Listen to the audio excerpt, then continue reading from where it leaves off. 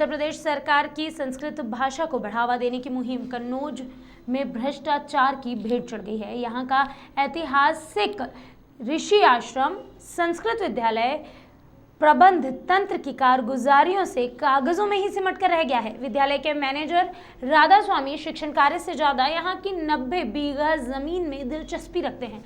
बदहाल हो चुके संस्कृत के इस विद्यालय की बदहाली पर हम आपको दिखाते हैं हमारे संवाददाता पवन बाथम की एक विशेष रिपोर्ट। यह खंडरनुमा भवन कन्नौज के छिबरामऊ तहसील के चियासर गांव का करीब 150 साल पुराना संस्कृत विद्यालय है। जहां यह विद्यालय निर्मित है, मान्यता है कि रामायण काल में यहां महर्षि च्यवन ने अपना आश्रम बनाया था, तभी से इसका नाम च्यवन आश्रम पड़ गया। करीब 150 वर्ष पहले आकर बसे दंडी स्वामी आत्मबोध नेपाली बाबा ने बच्चों की शिक्षा दीक्षा के लिए इसे एक संस्कृत विद्यालय बनाया और इसका नाम श्री च्यवन आश्रम संस्कृत उच्चतर माध्यमिक विद्यालय रखा। करीब 50 साल पहले तक इस विद्यालय में इटावा, औरैया, मैनपुरी, फर्रुखाबाद, हरदोई, दूसरे राज्यों और नेपाल से भी छात्र संस्कृत की शिक्षा ग्रहण करने आते थे। संस्कृत की शिक्षा देने का यह उत्तर भारत में बड़ा केंद्र बन गया था, लेकिन वर्ष 1980 में नेपाली बाबा के निधन के बाद से विद्यालय और आश्रम की जमीन हड़पने के प्रयास शुरू हो गए। शासकीय सहायता प्राप्त इस विद्यालय पर कानपुर के एक भूमाफिया ने अपना आधिपत्य जमा लिया। संस्कृत विद्यालय का भवन धीरे धीरे जीर्ण शीर्ण अवस्था में पहुंच गया।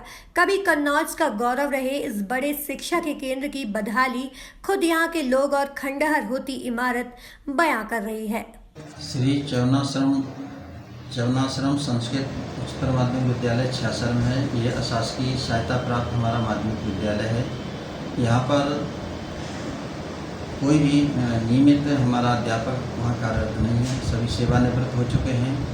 जहाँ तक प्रश्न है कि वहाँ बच्चों की पठन पाठन और पढ़ने की जो आपका प्रश्न है, इस संबंध में अवगत कराएंगे कि वहाँ पर जो मैनेजमेंट है, मैनेजमेंट अपने निजी सेवकों से वहाँ पठन पाठन कराता है और बच्चों को जो प्रथमा और उत्तर मध्यमा वगैरह फॉर्म भरवाते हैं वो वहीं से बच्चों को भरवाते हैं।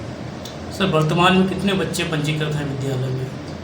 वर्तमान में जो हमारे यहाँ बैठ रहे हैं उत्तर मध्यमा में वो तो 16 बच्चे बैठ रहे हैं और पूर्व मध्यमा में 2 बच्चे हैं। जूनियर सेक्शन की अभी जो संख्या है वो अभी हमारे यहाँ ऑन रिकॉर्ड में है। तो क्या इस पे छियासर विद्यालय संस्कृत विद्यालय के संबंध में जो संपर्क हमसे हुआ है वो बाबा जी यहाँ आते हैं। उन बाबा जी से हमने विद्यालय के भौतिक संसाधन और जो बच्चों की पठन पाठन के बारे में पूछा तो उन्होंने बताया कि हमारे यहाँ जो बिल्डिंग है वो बिल्डिंग नहीं है और फर्नीचर भी पर्याप्त मात्रा में नहीं है। तो ऐसी स्थिति में हमने उनसे कहा कि जुलाई से आप अपना बच्चों जितने बच्चे आपने एडमिशन ले रहे हैं, जो बच्चों की संख्या है उस हिसाब से कमरों की व्यवस्था करें। अचल संपत्ति जो विद्यालय की शासकीय सहायता प्राप्त है उनका के लिए एक प्रबंध तंत्र होता है और प्रबंध तंत्र का ये उत्तरदायित्व है कि यदि विद्यालय में नियमित मैनेजर हैं वो तो अपने विद्यार्थियों के लिए या बच्चों के लिए पर्याप्त संसाधन और कमरे उपलब्ध होने चाहिए। लेकिन सर, जब वहाँ पे मौके पे कोई चीज़ मिल नहीं रही तो ऐसे भी क्या कार्रवाई विभाग की तरफ से होती है? अब इसके लिए अभी हमने जुलाई से, अब चूँकि लॉकडाउन चल रहा है, जुलाई से हम वहाँ पर निरीक्षण करने में थे। निरीक्षण करने के बाद जो वहाँ की भौतिक संसाधन या रूम्स वगैरह हैं या जिनका जीर्ण शीर्ण हालत में था उनके बारे में ही कार्रवाई करने के लिए भी हमसे मुलाकात करनी थी। और इसके साथ साथ क्योंकि बरसात भी शुरू हो रही थी, ऐसी स्थिति में बच्चे भी सुरक्षित नहीं हैं अगर ऐसी हालत में बच्चे वहाँ बैठे। श्री च्यवनाश्रम संस्कृत उच्चतर माध्यमिक विद्यालय चियासर कन्नौज। आप यहाँ कब से कब तक पढ़े हैं इस विद्यालय में? हम सन 70 से जो है और 77 तक इसके पढ़े। इसके बाद में फिर हमने जैसे आचार्य किया है बनारस से। तो आप यहाँ पढ़ा भी रहे थे? हाँ, 1 साल हमने अध्यापन कार्य किया। 38 साल हमने जो है लोमसी संस्कृत विद्यालय ऊंचा गुरसाहिबगंज में सेवा की है। इसके बाद में यहाँ पर जब कोई अध्यापक नहीं रहा, सभी सेवा मुक्त हो गए, तो 1 वर्ष जो है अध्यापन कार्य हमने जो है वो सन 19 में जो है किया और जो है 30 जून 19 को हम सेवा मुक्त हो गए। किस पद पर रहे आप यहाँ? हाँ, यहाँ कार्यवाहक प्रधानाचार्य पद पे रहे। अब क्या सिचुएशन है इस विद्यालय की? अब इसमें विद्यालय में अध्यापन कार्य करने वाला कोई भी अध्यापक नहीं है। एक अध्यापक तिरवा से नरेंद्र सिंह जी जो है वो लोमसी संस्कृत विद्यालय ऊंचा और मुकुंद संस्कृत विद्यालय कन्नौज और चिमनासम संस्कृत विद्यालय जो है चियासर का संचालन कर रहे हैं। यहाँ पे उस ज़माने में तमाम लगभग 100-200 तो विद्यार्थी यहाँ रहते थे। स्वामी जी भोजन कराते थे यहाँ पे, उनको कापी किताब सब फ्री मिलता था, फीस लगती नहीं थी।